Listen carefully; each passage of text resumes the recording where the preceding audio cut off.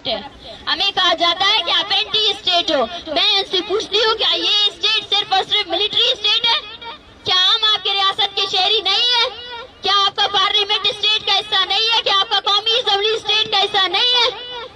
हम यहाँ इसलिए आए थे ताकि शायद इस शहर इक़्तिदार में په اسلام آباد کې زموږ سره کوم چلن شوی هغه په ډاګه کوي چې د اقتدار په دې ښار کې د پوځي اسټابلیشمنټ نه علاوه بل د چا حکم نه چلیږي.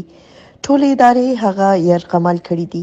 دا مسله به د سره راپورته کېدنه تحریکونه به نه چلیدل که د دې هیواد عدالتونه فعال وو. د ټولو لادرکه تنانو قضیې په دې عدالتونو کې دي.